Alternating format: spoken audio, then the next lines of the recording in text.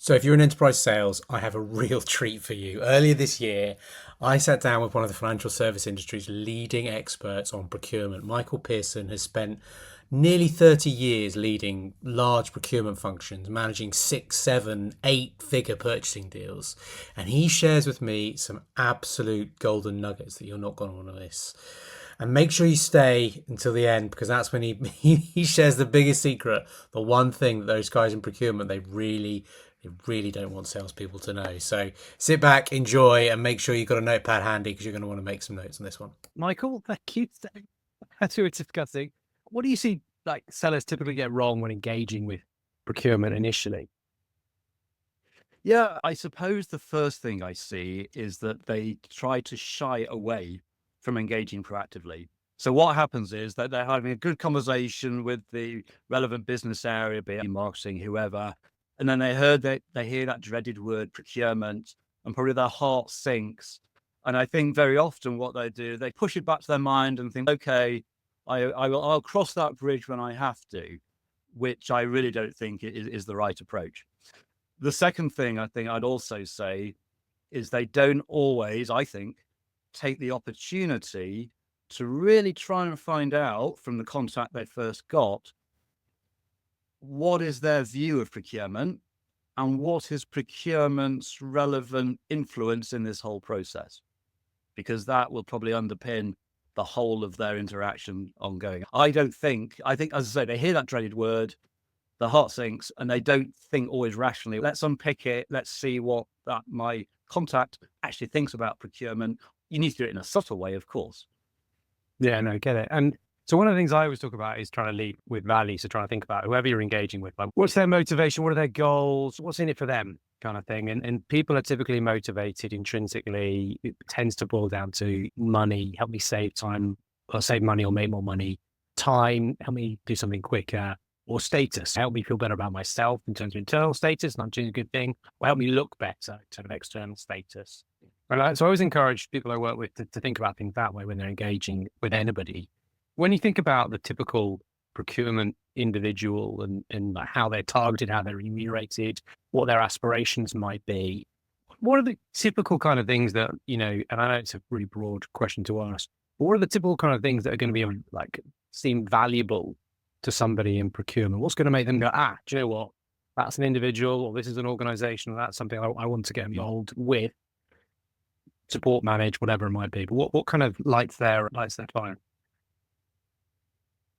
As a profession, we would like to think that we are absolutely in the shoes of our stakeholders and we're purely focused on getting the absolute right solution for the business.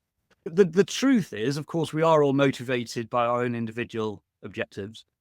There's also a lot of debate within procurement about the extent to which we are more than just savings. We're also about innovation and sustainability objectives as well. But the fact of the matter is, almost all procurement teams up and down the country will have an overall savings target. Individual procurement people will have an element of that target. So to answer your question, savings is going to be uppermost in a lot of procurement people's minds. Before that, the other thing that will be uppermost in their mind is competition.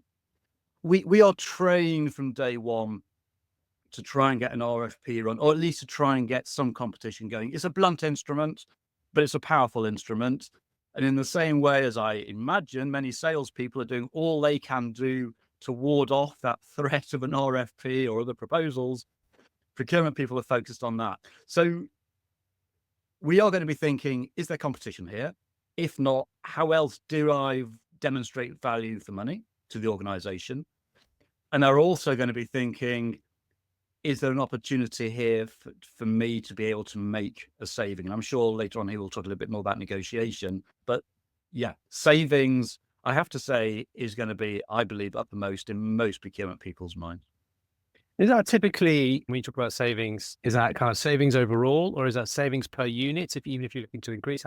When you think about savings, is it typically like the CFO looks there and goes, you know what, I've done our budget and we need to do more, but by spending 20% less, off you go, Michael, go and make it happen. You and your team figure it out. Is it like that, or is it more nuanced? It varies from organization to organization. reams has been written and discussed about how you quantify savings. It's a subject of great angst within the profession. Your point about the CFO is a good one, because that brings into question a hard versus a soft saving. If I have a support agreement with you for 100K a year, and you write to me at the end of the year and say it's going to be 110K, I negotiate you down to 105K. I'm thinking, great, I've saved £5,000. My CFO is thinking, you haven't saved me anything. I'm still spending £5,000 more. So I would argue I'm still adding value to the organization, because without me, it would be 110,000. But yes, there's lots thought about. Some organizations are very strict on it. All savings have to be signed off by finance and properly accounted for. Others, particularly some of the places I've worked, a little bit more relaxed. You have general guidelines, but one of the things that was included in your question is the irony that if I reduce the cost per unit, but because of, let's say, success in our business, we need many more of those units, the more we spend and the more the CRO is pulling his hair out, the bigger saving I'm achieving, because I got a unit per unit saving. Yeah, it's an interesting one. I see it a lot, just because I do a lot of work in the cloud space, particularly with AWS, and they have I can't remember what the term is now, but it used to be called like a private pricing agreement, whereby you could make a lot of savings on a per SKU basis, per shopkeeping unit, per item basis, but by committing to growing your overall spend by a certain percent. So it's that kind of trade-off of you get more tins of beans, but you're paying 9p as opposed to 15p for them, that kind of thing. Yeah. So the other kind of thing that really springs to my mind, and I'm thinking of being like a selfish salesperson for a minute. What? This idea of competition, this idea that that's what we're trained to do, is do we have competition? That's how I make sure that I've got value, I'm driving the best price, because competition is healthy, drives the best kind of outcomes or outputs or products and services from the different vendors. Then would prick up your interest in engaging with a vendor. So someone reaches out to you or someone in your team initially, and maybe hasn't spoken to somebody else in the business. What would make you think, do you know what? That could help with the competition. That could really help us drive value across the business. So the first thing to answer, how I'd answer that, is how good my knowledge is of that particular category or solution. If we take a very simple example, stationery, if I'm fairly familiar with the way that we are buying that, and someone comes in and says, actually, we do this or we do that, I can probably make a fairly good judgment as to, yeah, we're not getting that at the moment. That's interesting. This is something of value. It's worth me talking to you. But of course, there'll be many solutions, more detailed, more technical, where frankly, I'm not really qualified to talk about it. And there, quite simply, the best role I can probably take is to connect that supplier with the relevant person in my organization. It's worth saying, because the example you give there is probably a fairly classic cold call, where the seller has not had any contact with anyone in the organization and they're starting off with procurement.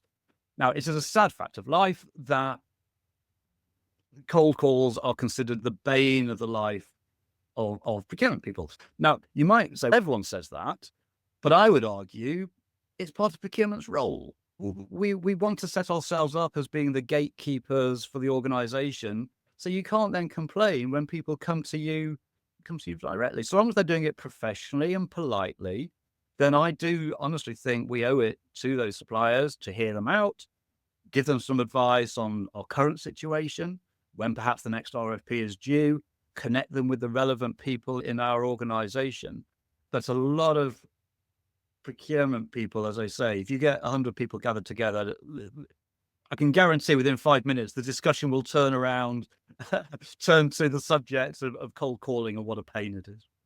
It's funny you should say that, because I think if you get 100 salespeople around, they'll all sit there and say, I bloody hate cold calling, which didn't have to do it. It's not like we love picking up the phone and ringing up people and getting told to do one and never call us again. Yes, it's to your point, it's a necessary evil, and it is, whether it's via cold call, email, social media, at some point you've got to make that first outreach to see if you can start a dialogue. But if you do it, as I say, professionally, I'm sometimes surprised by how many cold calls you get, and it's as if the person on the other end of the phone seems to really think that I'm just sitting there waiting for them to come along with a solution. But if it's a much more of a polite, I appreciate you probably have an incumbent in place. I would just like to understand what I might need to do to get myself on your radar. Maybe when the next RFP is due, could I maybe send you some information? Always helps, I think, if it's been teed up by perhaps an email beforehand. Then I think you've got at least you've got a fighting chance there of being received with good grace.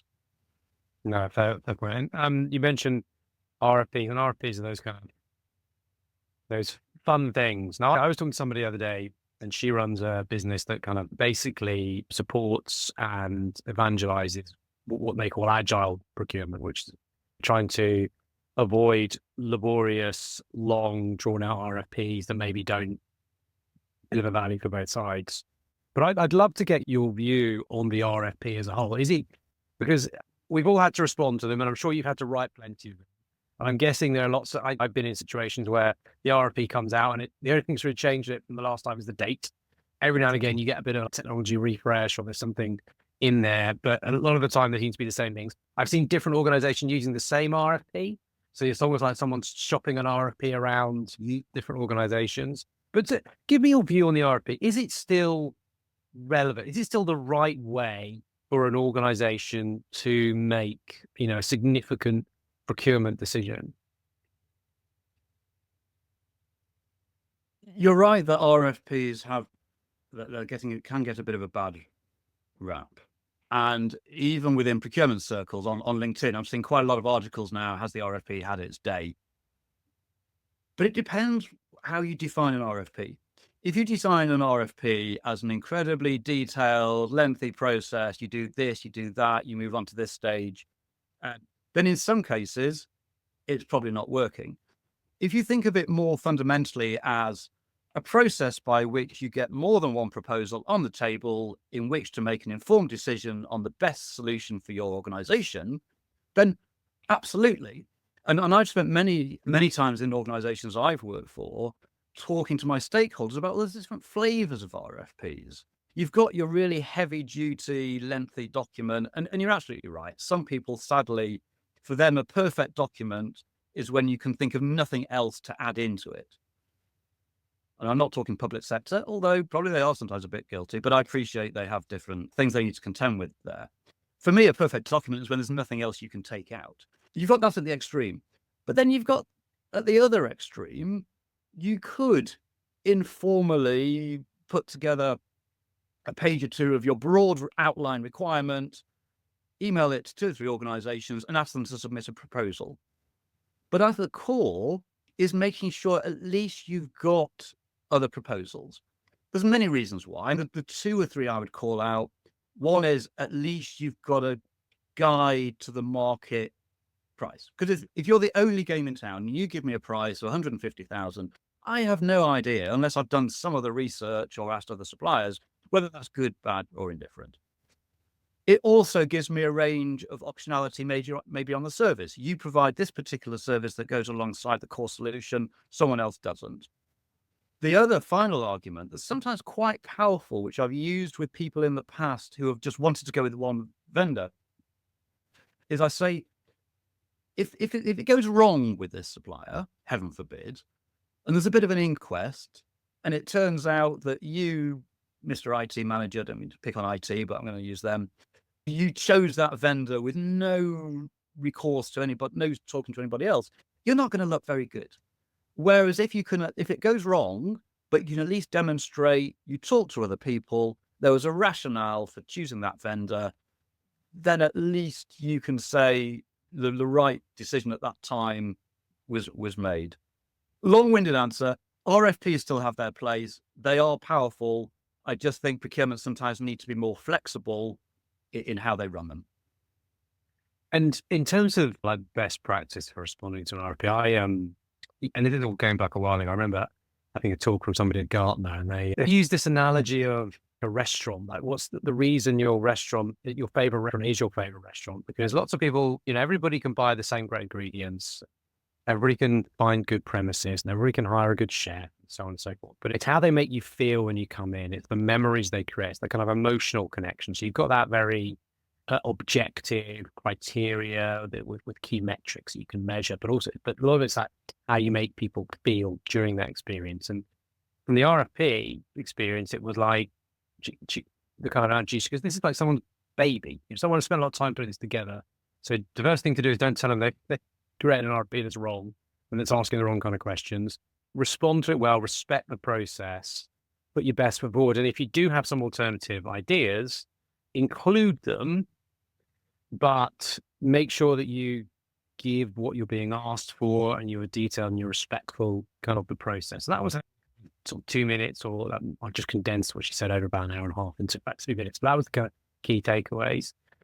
From your perspective, what is when sales or when a vendor engages in RFP process, what does good look like? What is beyond, and I'm talking beyond just the key metrics and so on. What makes them stand out? What makes you think, okay? Could it be as simple as they bound the presentation? Could it be as simple as they added video? Help us understand as sellers how we can go create some of those emotional connections, but also do a really good job in just responding to the RFP. So again, a very good question. And by the way, I'd agree with everything that the Gartner person said. But of course, that magic source that creates that connection is probably the elixir that everybody is trying to search. But to start with, there are certain basics. As you'll know, many RFPs these days are a little bit more regimented. They're run by e-sourcing tools, and you've got a box in which to put your answer. But there's still plenty of scope in almost any RFP for using your creativity. And of course, we're now in an age where everybody's using color. Maybe there's not so much use of audio that I see at the moment, and I think there probably could be more use of that. 10 years ago, some people were still submitting fairly dry documents in black and white, but obviously we've moved on considerably from then. I think a few practical do's and don'ts.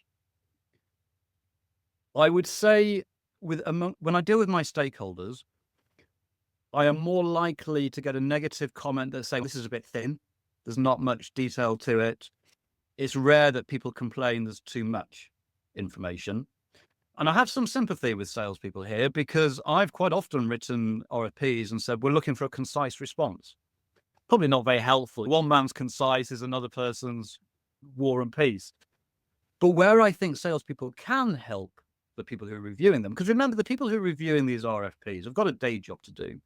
If they've got 4, 5, 6 detailed RFPs to review, they're probably doing it on a Sunday or in an evening or late after work one day. So you try to get the best of both worlds. And what I mean by that is your core response, you keep as concise as is possible, but then you can reference, if to see more detail, see Appendix X, see Appendix Y, because that way you're getting the best of both worlds. There'll be some people reviewing, perhaps more senior people, who don't need all that detail. And if you put all that detail in your core response, you're going to turn them off a little bit. But then you'll get the person who's really in the bowels of that solution, who needs to know all that detail, and they will want to see it. So as I say, if you get that balance, typically in an e-sourcing tool, you might have, 100 characters or 300 characters or a box. Use as much as you want, but then reference other documents. I was struck by one of the last RFPs I ran at my last organization, and one of the key people who's reviewing just showed us visually the amount of wording that one vendor had given versus another. And it won't surprise you that the one who had given more detail was felt to be the much stronger organization. It wasn't that the other organization probably didn't have a good story to tell, but they'd really gone for being concise, and it had worked against them. Because just visually, he was saying, look, here's a vendor over here who really knows their stuff, wants to tell us everything. Here's one who's just skimped a bit. Interesting. And one more thing I'd say is the Pearson law of procurement that somebody will get the wrong client name in an RFP. And I sometimes ask, does it matter? If your response is good in every other way, it'll just get a bit of a chuckle and people forget. We're not stupid. We know that you use templates. If your response is not fantastic or it's on the edge, that's the little kind of thing that could just tip you into the bin, unfortunately. I love that. The Pearson law of recruitment. I'm going to use that. That's brilliant. And is there a particular one that stands out to you as where an organization has done a stellar job with an RFP that just sticks in your mind? And if so, what was it that kind of made it so strong? I can remember a catering RFP I did. Now, you could argue, because it's like a sexy nature of catering, high-end corporate catering, it lends itself probably to being quite, there's a lot you could do with it. And yes, they had some amazing visuals. They actually did use an audio, which was very powerful. And again, they were a perfect example of what I was saying. They gave the nice, concise answers and actually our CFO was one of the people in the evaluation panel. She didn't really need to know all the details of how they source the food and health. And obviously she wasn't interested in it, but she didn't know all the detail. But they got that balance just right. They used the audio, lots of color, lots of really good, strong images. I say catering, you could say it lends itself, but I'm sure any good marketing department could apply that to whatever solution or product is being sold. That's great. Thanks. And then I suppose if you get through the RFP, oftentimes you get invited to come into the Dragon's Den. And I've got memories, and this has happened on several occasions. You're in the lobby, your main competitors in the lobby, waiting for your slot. You're all huddled up. Typically, if you're in a big organization, and I've been this, someone has come in from a different office and you're meeting them for the first time and you're saying hello, and have you got your slides, and let's check you do all that in the lobby. So you go through that kind of experience. What is, again, as a buying group and then as a procurement individual, on that kind of, those kind of quote unquote beauty parades, what are you looking ideally to get from them, and what makes people stand out? And like, again, if you've got a particular example of where an organization did it like really well, whether it's just innovative or just executed against the basics really well, I'd love to get some insight on that as well. First thing to say is that presentations are really, really important. I know that might be stating the obvious, and bids can be won or lost. Because typically, you're absolutely right. You've done the RFP, they've been evaluated, you go down to a short list. Now, at that point, typically there's perhaps one emerging preferred supplier, but you still got 2 or 3 in the mix. But boy, could they lose it if they really duff up the presentation. Similarly, someone who's perhaps a little bit lower the pecking order comes in and does a really good job. So the question is, what's the difference between a good job and not a good job? There's a number of different things. There are some very practical things. One is, do ask or do check how many people is it permissible to bring along, because quite often I've seen, I'm going to say a veritable army, that'd be exaggerating, but 5, 6 people come along, half of them don't say anything. And then when I speak to the salesperson afterwards, why? We thought we'd bring them along just in case. Always make sure that everybody has a role. Make sure you have a designated leader or facilitator. Might not necessarily be the most senior person in the room. It could be the business development manager, whoever that might be, because you actually make you made a good point there about sometimes you've come together with your own team. I have a really good example where a major piece of consultancy a few years ago, we had an RFP down to the last 2. First organization came along, I won't name them, but a top tier consultancy firm. They'd flown in people from around Europe. They didn't really know each other. There was no clear leader. They would slightly talk over each other or start at the same time and it'd be, no, after you, no, you go first. They're immediately followed by another top tier organization. And they had someone sitting in the middle who just played the facilitator leader beautifully. So everything was funneled through him. Any question would be, really good question. David, would you like to take that? Margaret, would you like to add to that? And it was so powerful. Another thing I get asked sometimes is, how much does it matter if you have a senior person there attending the RFP from the sales side? Yes, it can sometimes matter, particularly if you've only gone up to perhaps account manager level, or maybe their boss, but someone else has brought along the MD. That will get picked up, that will get noticed, and the stakeholder will be saying, clearly we mean more to this other organization. Now, being practical, you can't always have the MD or CEO there.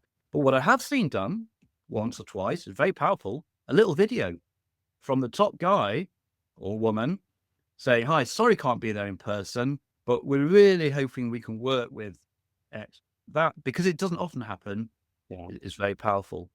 The final thing I'd say, obviously you're looking to build rapport, but unfortunately it's a bit like going on a date. You can wear your best clothes, you can wear your best aftershave or perfume. It's either going to happen or it's not. You can do things. You're going to hack people off if you don't keep to timings.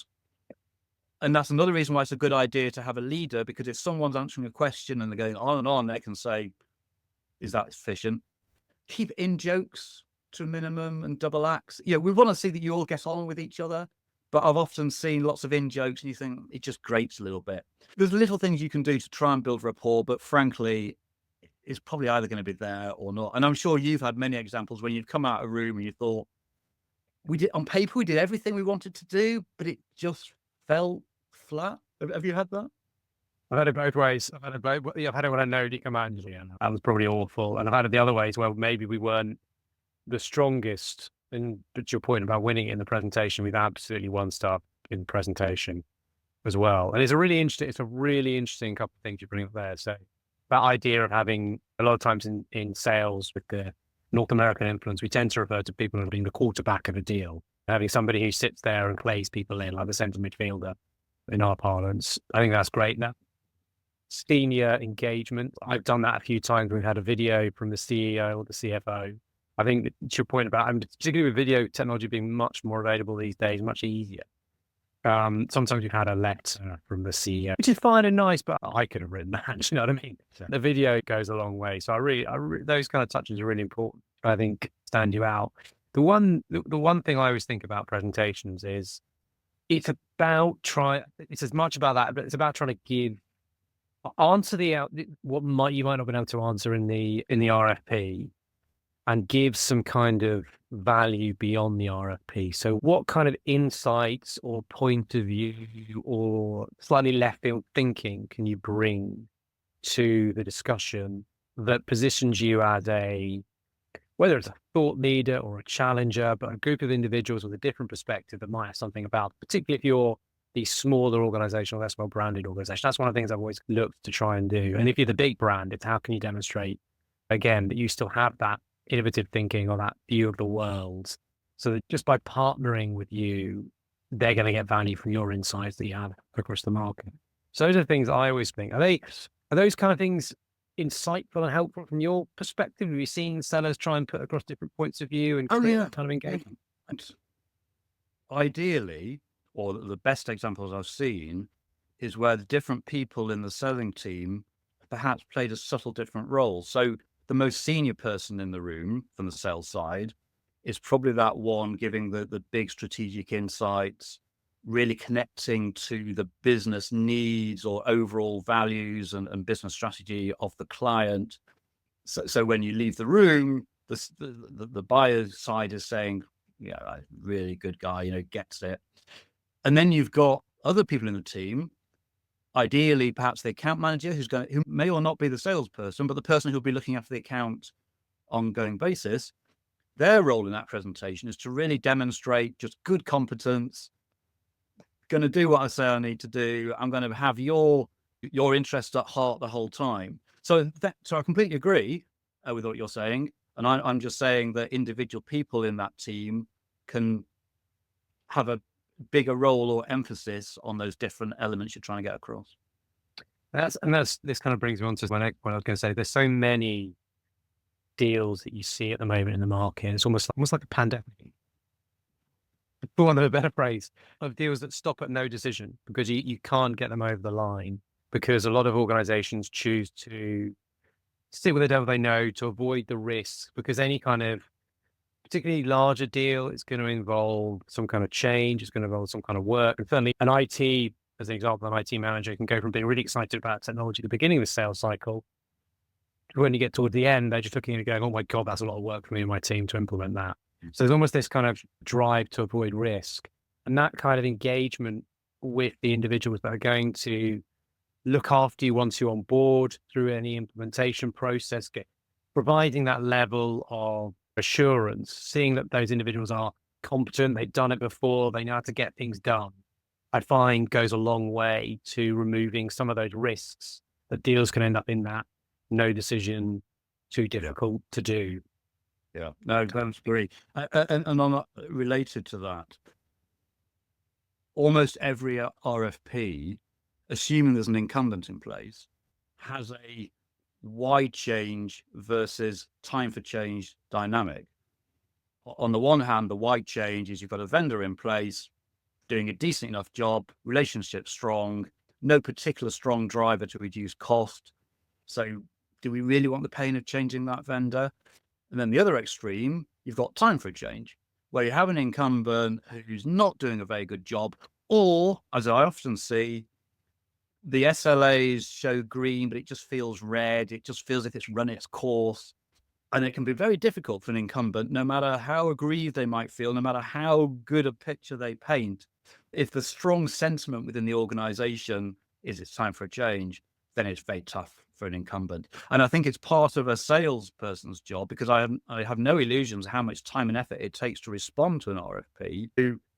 Part of a salesman's role is to try and use any intelligence they can to decide, is this a why change or a time for a change in our RFP? And if it's a why change, is it worth us investing all our time in it? If we've got to make some hard decisions on which one we go for, we might leave that one, because everything we are picking up is that people are happy with the incumbent. That's not to say they would never change, but you've got a much bigger hurdle. Yeah, it's really interesting. The one story that really sticks in my mind is we had a major household goods organization. You'd recognize the name. They make soap and paint, things like that. And we'd responded to the RFP a number of years in a row, and we got very little feedback. It'd been quite, oh yeah, it's good, but not right, good, not right. And we got it this one time, and we were just like, we're on to this again. Very no bid. Thought nothing of it. About 2 weeks later, we got a phone call from someone saying, "So you're no bidding?" Yeah. We're like, we'd really like you to bid. We've bid this many times. Yeah, but we'd really like you to bid. We can't promise anything. However, we really liked your previous bids. And that's one of those kind of situations where just over a period of time, I think we demonstrated enough competence and enough kind of points of difference that their incumbent had run its course and they were ready to make that kind of shift. And lo and behold, we did bid and we won a major piece of business. Although it wasn't without its difficulties, like a negotiation standpoint, which I suppose brings us on to the final sort of hurdle, certainly from a procurement perspective, from a sales cycle perspective.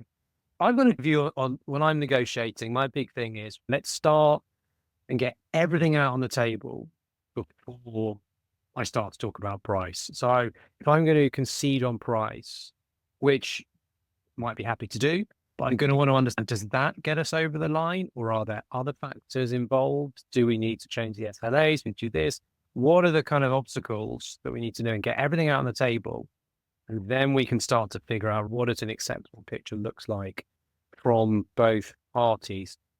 Not everybody I've engaged with likes to work that way. Do you have a particular view are you one of those guys? Because I did have a counterpart in procurement who just loved the poker side of it. He loved the kind of, and he even admitted to me once, he just loves the game. Where do you fall on that kind of spectrum? What tends to be an approach that you found works best from a kind of win perspective? The first thing I'd say is that, in almost diametrical position to you, I want to see the pricing straight away. Or I want to have a quantum of the cost. But that's partly for very practical reasons, because no matter how much I look, if I want to buy a new family car and I've got a budget of £25,000 for a new car, I'm not even going to bother going into BMW or Mercedes garage, because I'm never going to, even with my fantastic negotiation skills, I'm not going to be able to afford it. And there will be a budget or an indicative cost in mind in the buying organization. And just to clarify my point, I'm not saying I would show the car. I'd say that's the price that I've quoted, but before I negotiate on that price, I want everything else that I know. So what's that family car? Do you want heated seats, leather interior? What's the kind of thing? Understand. On your second point, completely agree with the procurement person you were referencing there. I love negotiating, and most procurement people would tell you that's the part of the job we love most, because most stakeholders are not comfortable doing it, and most of them are very up front and say, we hate negotiating. It just feels wrong to challenge on pricing. I've come across quite a few stakeholders who say that they do negotiating and they say they're really good at it.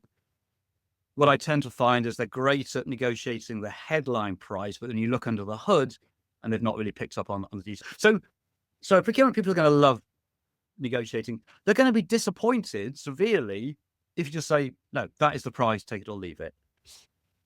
In reality, that very rarely happens because it's a rare salesperson who puts forward their best price straight away.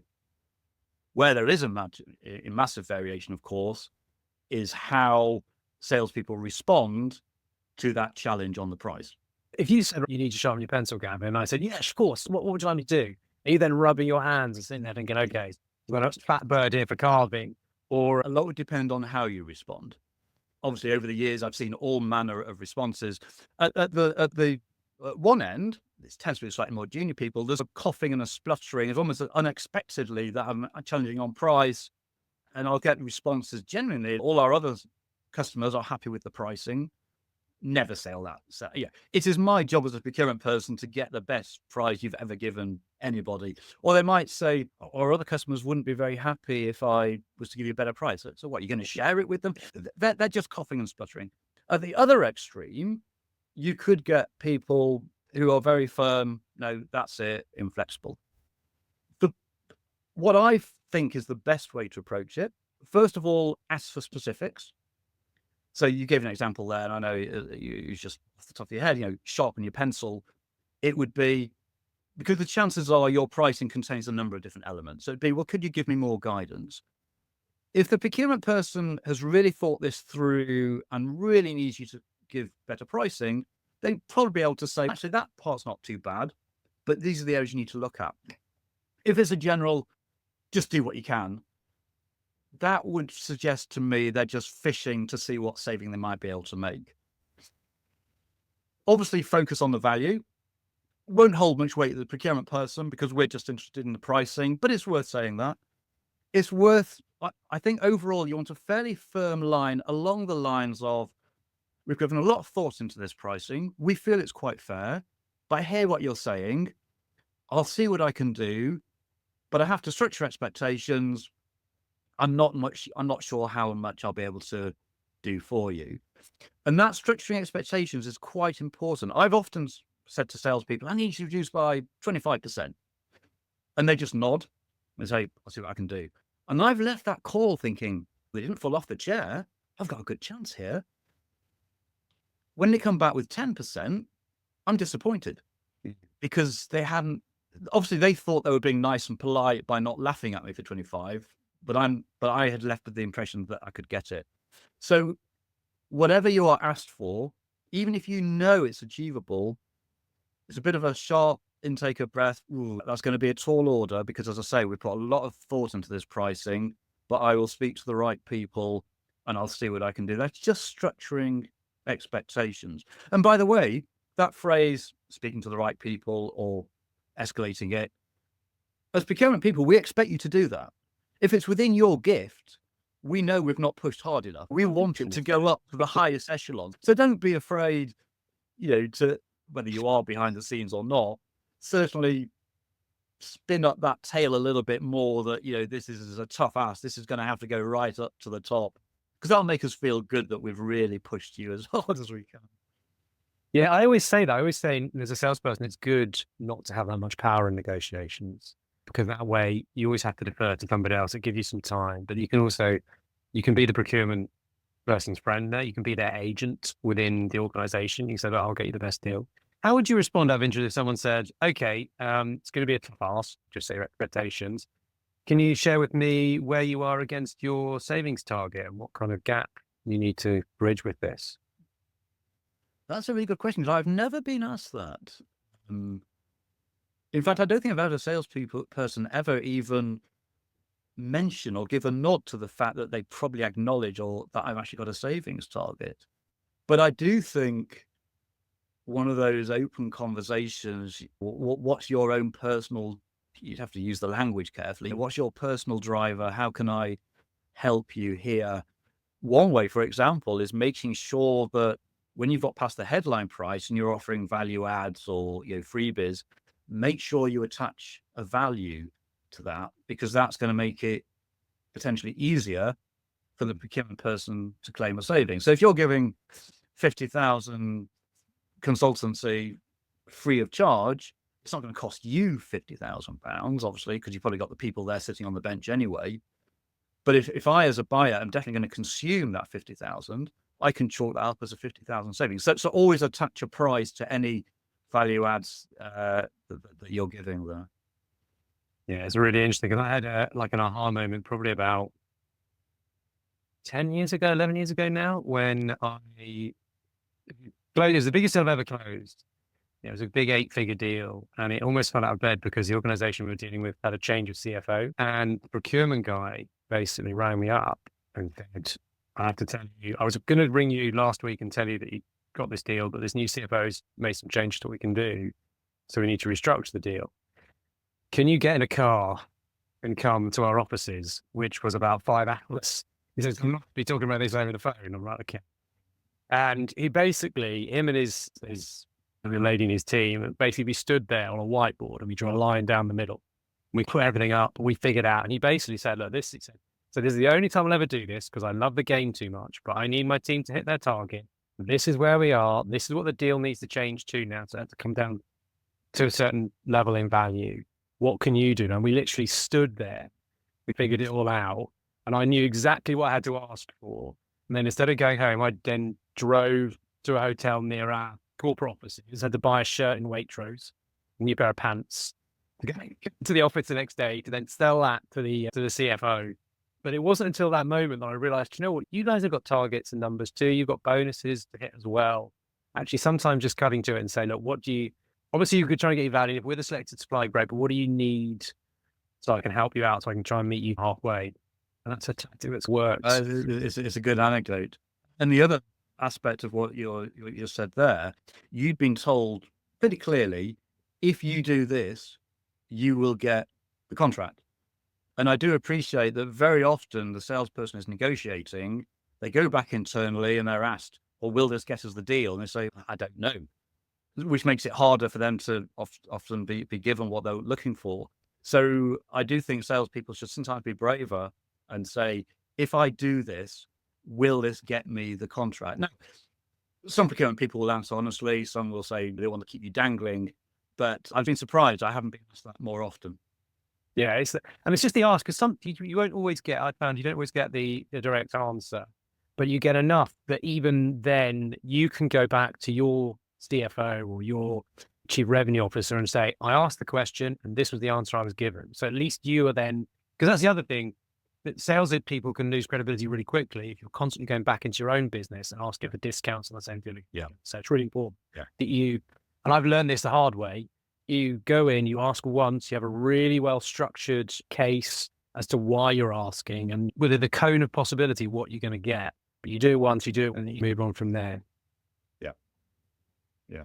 No, Well, this has been fantastic. Thank you so much for sharing your time. And if anyone's interested in working with you or engaging with you, where can they find you? My organization name is Inside the Procurement Mind. So www.insidetheprocurementmind.com or michael.pearson@insidetheprocurementmind.com. And yes, of course, I'd be very happy to talk to anybody. Fantastic. And I'll put the links in the show notes. So they should be when you see this or watch this on YouTube. Brilliant. I'm going to hit stop.